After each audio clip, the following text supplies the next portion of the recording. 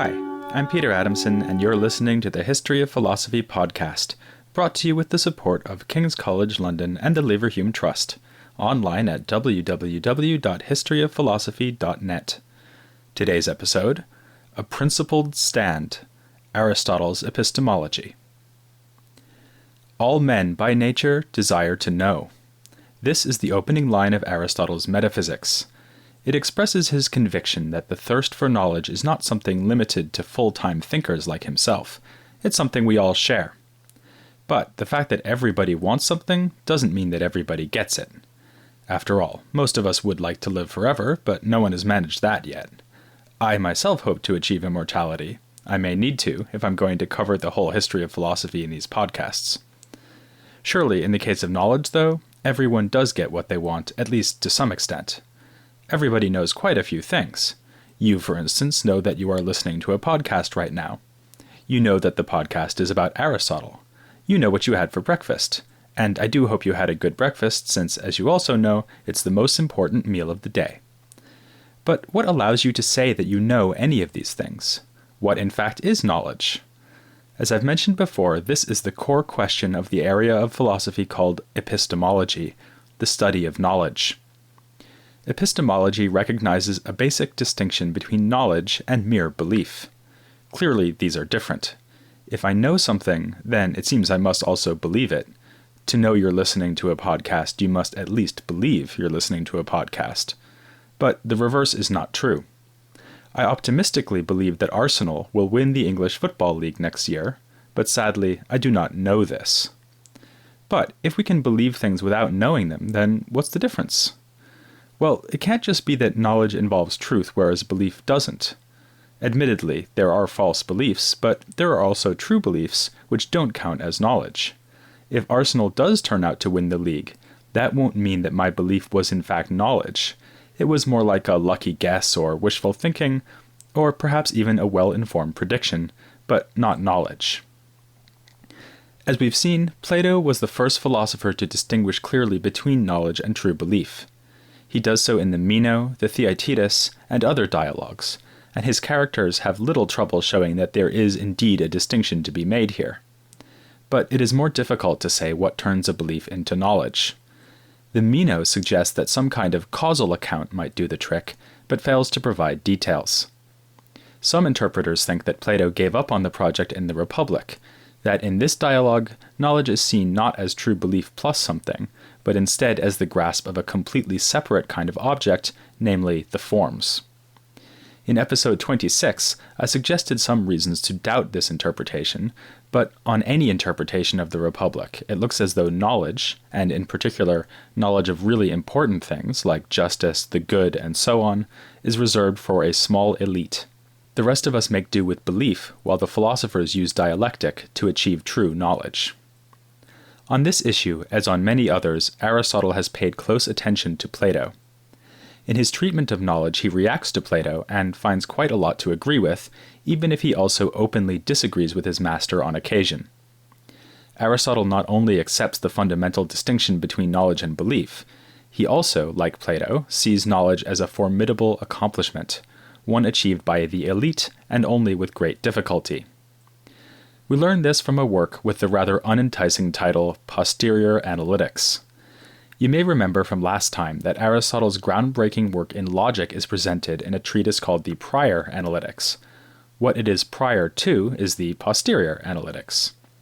Both works are complicated and undertake a variety of projects, but if you wanted a one-sentence summary of both analytics, you could do worse than to say the following.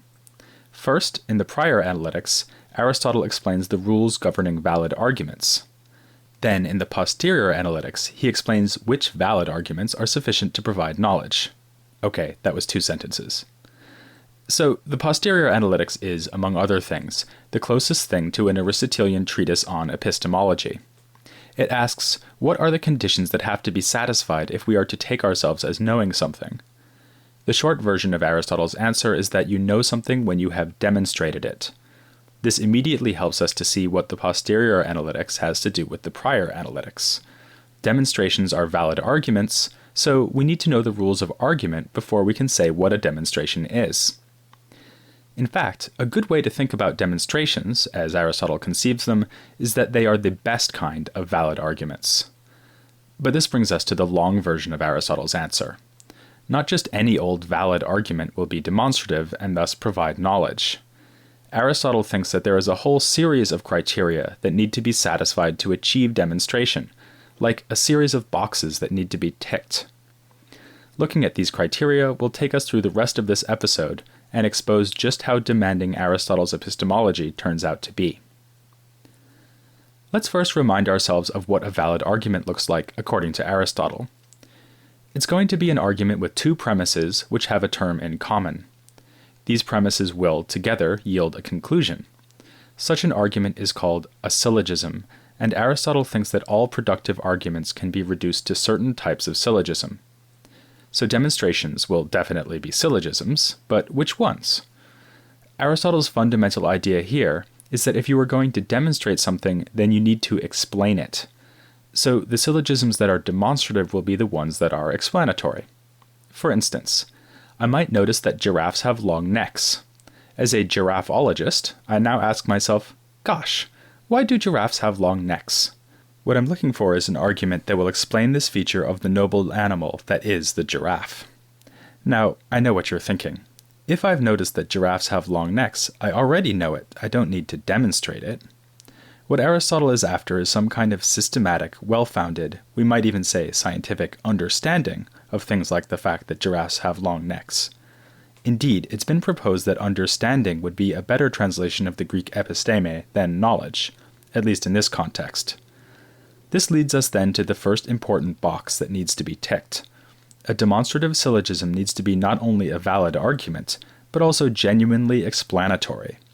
It has to show me not just that the conclusion is the case, but why the conclusion is the case. In our example, an appropriate syllogism might be something like this.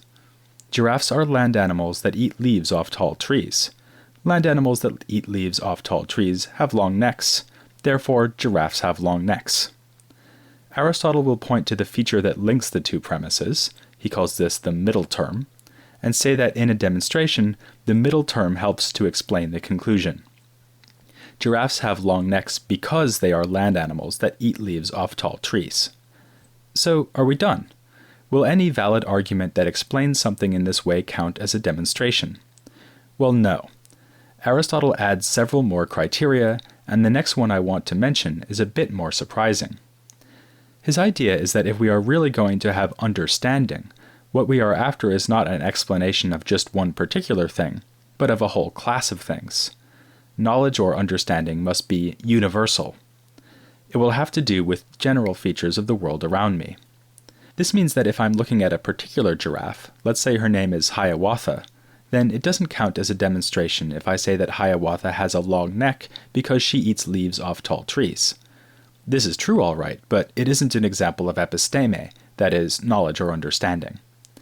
Rather, if I really understand Hiawatha's having a long neck, it's because I realize that she's a giraffe, and understand that her long neck is just one instance of a universal feature that belongs to all giraffes. This connects to something I mentioned last time, the distinction between accidental and essential features. To remind you how this works, the essential features of something are the features the thing has by its very nature. I can't be human without being rational, so rationality is essential to me, whereas my baldness is accidental to me because I don't need to be bald to be human. In fact, I used to be human without being bald, but let's not get any further into that painful subject. So a giraffe, we're supposing, can't be a giraffe without having a long neck and without eating leaves off tall trees. These features are essential to it. Obviously, the universality criterion is relevant here. The essential features of a thing will be shared with all other members of its kind. If it is essential to Hiawatha that she has a long neck, then all other giraffes must have long necks too. So here's another box to be ticked. The premises of a demonstrative argument must mention essential features of the things that they are explaining. This is a point worth dwelling on for a moment. Aristotle is claiming that there simply isn't any such thing as knowledge or understanding, in the proper sense, of accidental features, meaning features that are exceptional among a given class.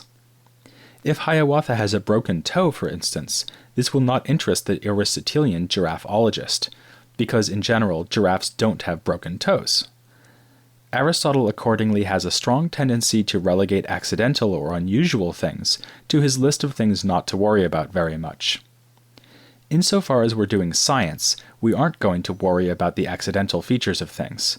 This makes Aristotle very different from modern-day scientists. Of course, they do look for regular laws or patterns in nature, as Aristotle recommends, but they are also interested in surprising exceptions, in events or features that threaten to falsify their general theories. By contrast, Aristotle encourages us to ignore such exceptions and to study only the generalities of nature. If a giraffe is born without spots or with only 3 legs, that won't be worthy of study. It will just be ignored as unnatural. Nonetheless, what Aristotle calls knowledge or understanding is closely related to what we call science. Indeed, our word science comes from the Latin scientia, which was used to translate Aristotle's term episteme. Some even say that the Posterior Analytics is Aristotle's treatise on the philosophy of science. This makes sense given his criteria for demonstration, which focus on generality and systematicity.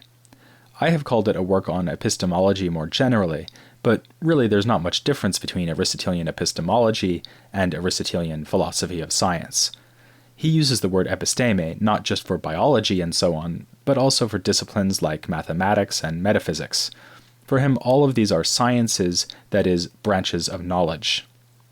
It is in this broader sense that the Posterior Analytics sets out a scientific program.